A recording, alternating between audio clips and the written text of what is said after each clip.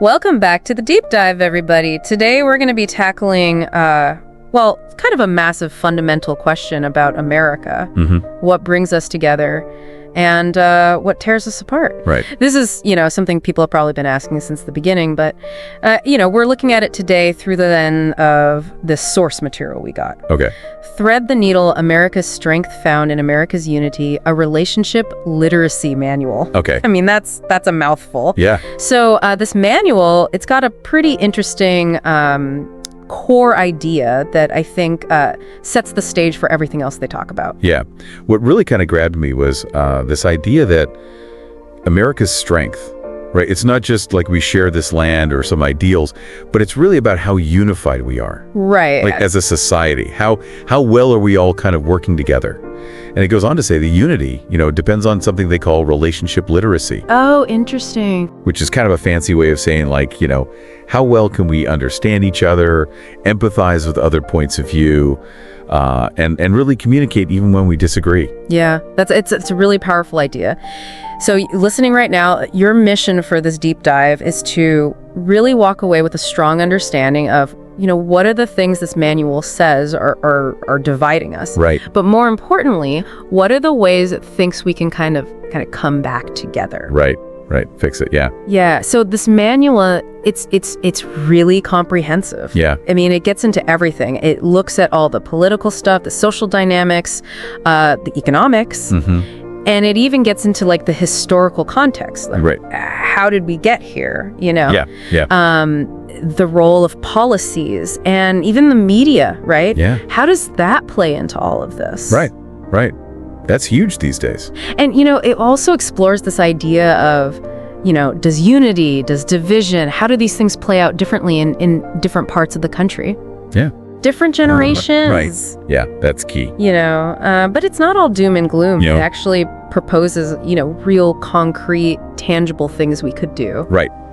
Yeah, it's not just identifying the problem. Yeah. They're actually trying to give solutions too. I love that. So one thing that really stood out to me was it uses this really powerful metaphor, this image of cross-stitching. Okay. So imagine America as this piece of fabric, made up of all these different threads, all kinds of colors. Right. And, unity isn't about just making all the threads the same. Right. It's about taking all those different threads and carefully stitching them together to create something that's actually stronger and more beautiful because of those differences. Yeah, that's a really good way to put it, yeah. So the manual, it really starts by kind of painting a picture of where America is right now. Yeah. And it's pretty upfront about it. It says we're in this time of really intense division, and it even hints that this might be one of the most divided periods in our history. Right.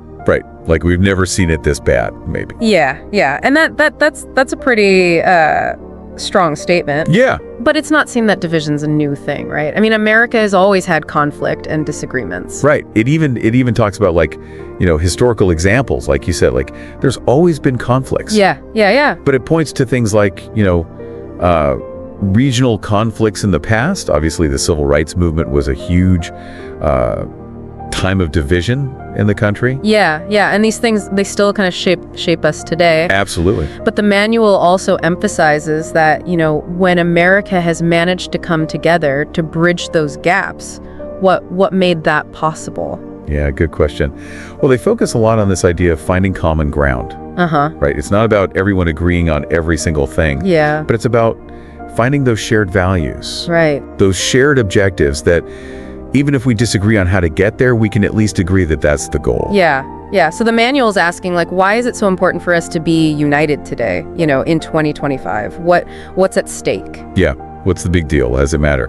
Well, it makes this pretty strong argument that unity is vital for our growth as a country, but also, when things get tough, right? How do we respond? And, they say a divided nation is a weak nation. It can't respond to challenges, whether they're internal or external. Right. Whereas a united America, they say, is going to be much more able to adapt. Yeah. Overcome obstacles. So That's kind of the big argument for why this all matters so much. Yeah. And this manual, it's not just an academic thing. Right. It's positioning itself as a guide. Yeah. A set of tools to help us bridge those divides, especially the ideological and the cultural ones. Right. The ones that feel so big right now. Right. And, it's really focused on fostering that deeper understanding and helping people find those shared goals. Yeah. Yeah, it's not even just about like tolerating our differences. Yeah. It's about understanding them and actually like embracing them. Yeah. Like appreciating that they're there. So it's like moving from like just fragile coexistence to something much stronger. Yeah. And on that point, I think it's really interesting how the manual tackles the topic of diversity. Right. Because it's not saying that diversity is the problem. No. Which, I mean, that's kind of refreshing. Yeah, a lot of folks these days, that's their go-to. Like diversity is the problem. Right. But they actually present it as like a potential source of strength. Yeah. Not a weakness. It's like, like in nature, like an ecosystem that's diverse is going to be much stronger than one that's just all the same. Yeah. So how do we navigate that diversity? Right. That's where this whole relationship literacy thing comes in. Right. It's not just some nice fluffy idea. Yeah. Like it's about practical skills and strategies. Yeah. So when the manual talks about unity, it's not saying we all have to think, believe, look the same. Right. They're very clear about that. It's not about uniformity. Yeah. It's about valuing each unique element that makes up, the American tapestry. Like, think back to that cross-sticking idea. Yeah. It's those different colored threads that make the whole thing strong and beautiful. Yeah. And it's not a quick fix either. No, this is going to take time. Yeah. It's an ongoing process, is building of unity. Yeah. It's long-term commitment. Yeah. Like, you're going to have to be patient. You're going to have to be persistent. Right. Okay, so after kind of setting that foundation, the big picture, the manual then dives into these specific areas where we see these divisions, right? Right. It breaks it down into those three categories you mentioned. Yeah. Political, social, and economic. But they're careful to say, these things are all interconnected. Yeah. You can't really talk about one in isolation. Yeah. So, let's start with political divides. What do they say about that? Yeah. So the manual points to this big, polarization between the liberals and the conservatives. Right. And it notes how rare it is for them to actually find compromise anymore. Yeah, it's become so rare these days. Yeah. And, they also bring up the impact of the electoral systems, like things like gerrymandering. Oh, right, where they redraw the districts. Yeah. Yeah, they're saying that actually makes the divisions worse. Yeah. It kind of stacks the deck, so to speak. Right. So social divides. Right. That's another big area. Yeah. And they talk about all the hot button issues, racial inequality, gender rights, immigration policy, all the stuff that people are fighting about. Yeah. And, they're saying that these things are rooted in historical inequalities. Right. But also that they're evolving all the time. Yeah. Because society's norms are changing. Yeah. So it's this constant kind of like moving target. Right. And then, of course, there's the economic divides. Right. Which, I mean, it feels like every day you hear about that. Oh, yeah. Constantly. Yeah. So the manual talks about income inequality, right? Right. The big differences between, people in cities and people in rural areas and how that affects their access to stuff. Yeah. To resources, opportunity. Like basic stuff. Yeah. Healthcare, education, jobs. And they're saying that this kind of economic divide really hurts that sense of shared purpose. Right. If you feel like you're being left behind, you're not really going to feel connected to the rest of society. Yeah. So we've talked about political divides, social divides, economic divides. Now there's one other big piece of the puzzle here. Yeah. And that's the media. Right. How does that play into all of this? Big time. Yeah. So the manual, they really point to the power of the media to shape how we see things, how we see each other. And they say that both traditional media, like your news channels, newspapers, and of course social media, they say all this stuff can often like amplify this divisive rhetoric. And it creates these things called echo chambers. Yeah. Where people are just surrounded by information that agrees with them. Right. You're just hearing what you already believe. Exactly. So how are you ever going to, bridge the gap if you're not even being exposed to the other side? Right.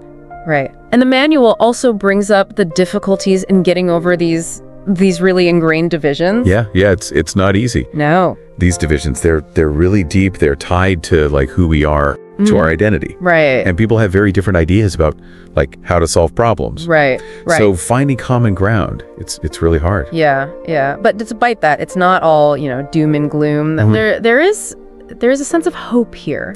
Right. They're saying, okay, it's hard, but it's not impossible. Yeah. And they really emphasize the importance of empathy. And just being open to understanding where the other side is coming from. Yeah. So let's talk about the media, since that's such a big piece of all of this. Right. They dedicate a whole chapter to that. Yeah. And it's basically saying, look, the media is really powerful. It shapes how we see the world. Yeah. And they're saying a lot of times the media, they focus on conflict, right, disagreement, yeah, which can give you this impression that like, that's all there is. Right. That everyone's fighting all the time. Right. But it's not always that way. Right. And they say, the media can be a force for good too. Yeah. Like they can raise awareness. Yeah. They can tell human stories that actually like make us more empathetic. Right. But they're saying we have to be careful.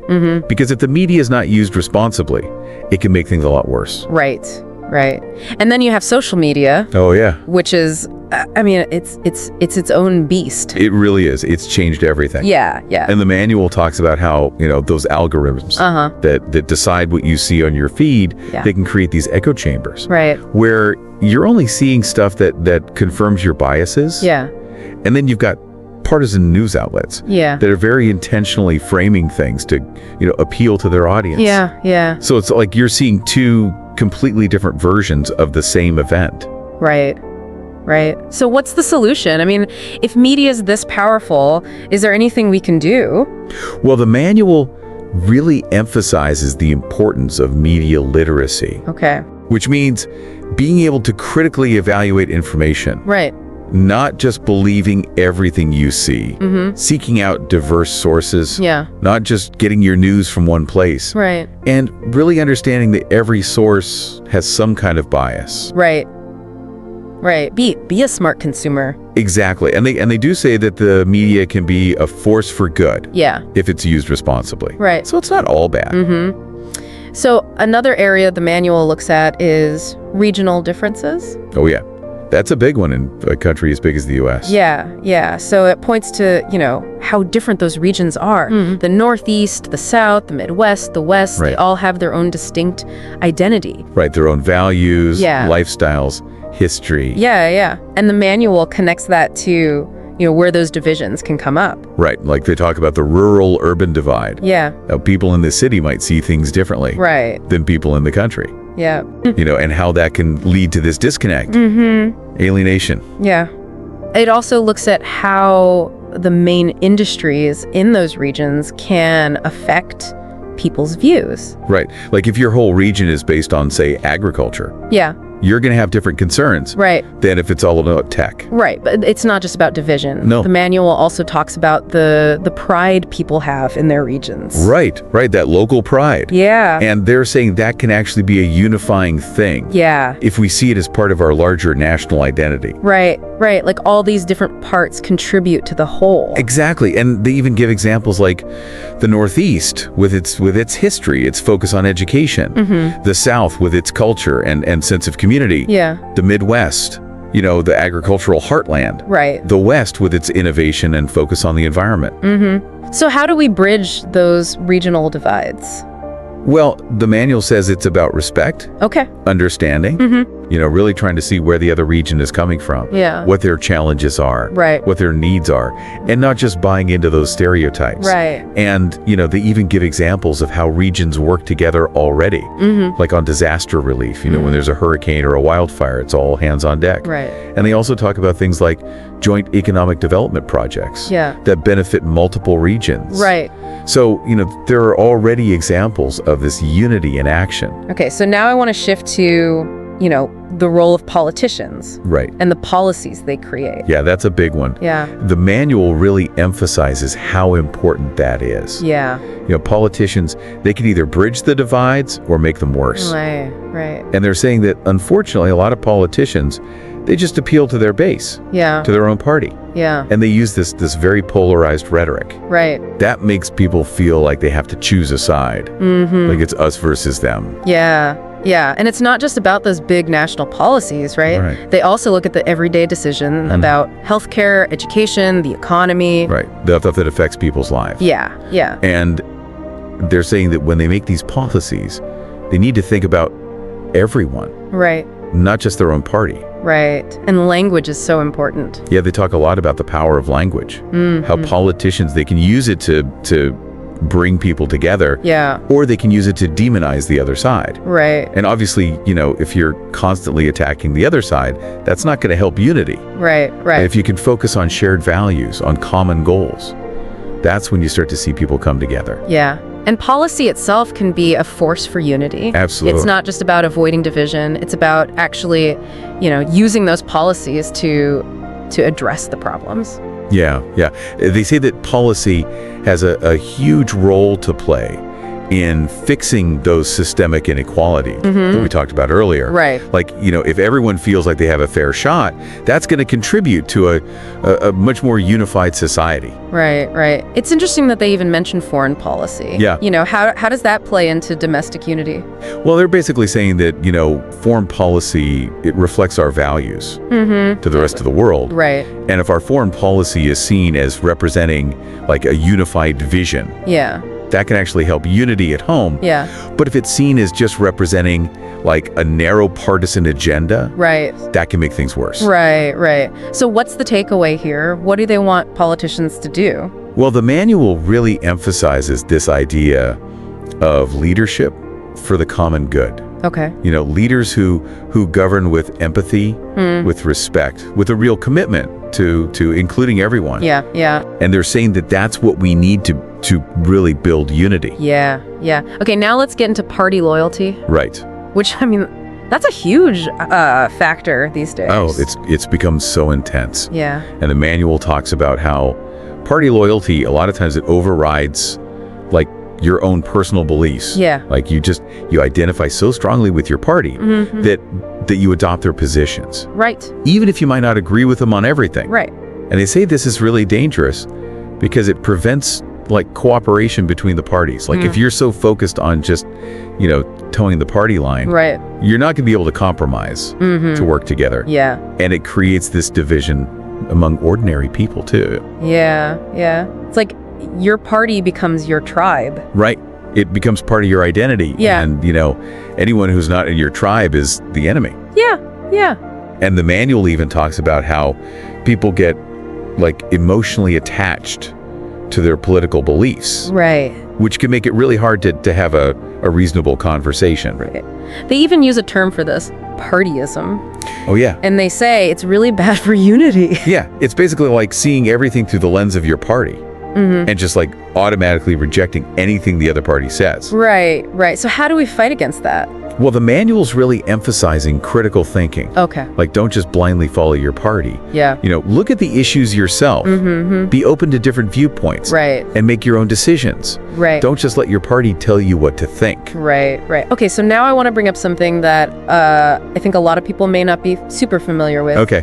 Gerrymandering. Right? It's kind of a wonky term. Yeah, it sounds kind of technical. Yeah, yeah. But the manual's saying it has a huge impact on unity. Yeah, yeah. So gerrymandering is when they manipulate the boundaries of those voting districts. Right, right. In a way that gives one party an unfair advantage. Right. So they're basically choosing their voters. Yeah. Instead of the other way around. Right, right. And, the manual is saying this is bad for a lot of reasons. Yeah. Like it leads to less competitive elections. Right. Because the districts are designed to be safe for one party. Yeah. So the politicians, they don't really have to listen to all the voters. Right. They just have to please their base. Right. And it also means that they're less accountable. Right. Because they know they're probably going to win anyway. Yeah. And it can actually disenfranchise some communities. Right, right. Like if you're in a district that's been gerrymandered to favor the other party, yeah, your vote doesn't really count as much. Right, right. So how does this tie back to, national division? Well, the manual's saying that gerrymandering, it contributes to that polarization because it makes it harder for the parties to work together. Right. Like if everyone's safe in their own district, yeah, they don't have to compromise. Right. They don't have to reach across the aisle. Right. So what's the solution? Well, the manual's saying we need structural reform. Okay. Things like independent redistricting commissions. Okay. So that the politicians aren't the ones drawing the lines. Right. So that the process is more fair. Yeah. Okay, now I want to talk about something that feels like we really need more of right now. Yeah. Bipartisan cooperation. Oh, for sure. That feels like a distant memory. Right. So what does the manual adjust we do to get those parties working together?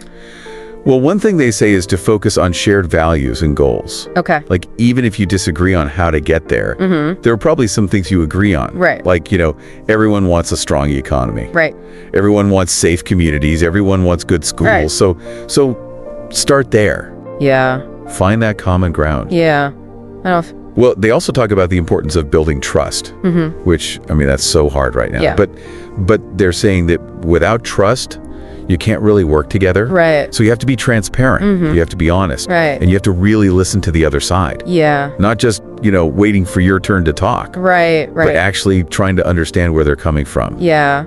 And we as citizens, we have a role to play here too. Oh, absolutely. Right. They're saying that we need to support those bipartisan efforts. Yeah. Like, let our elected officials know that we value unity. Right. That we want them to work together. And finally, they talk about compromise. Yeah.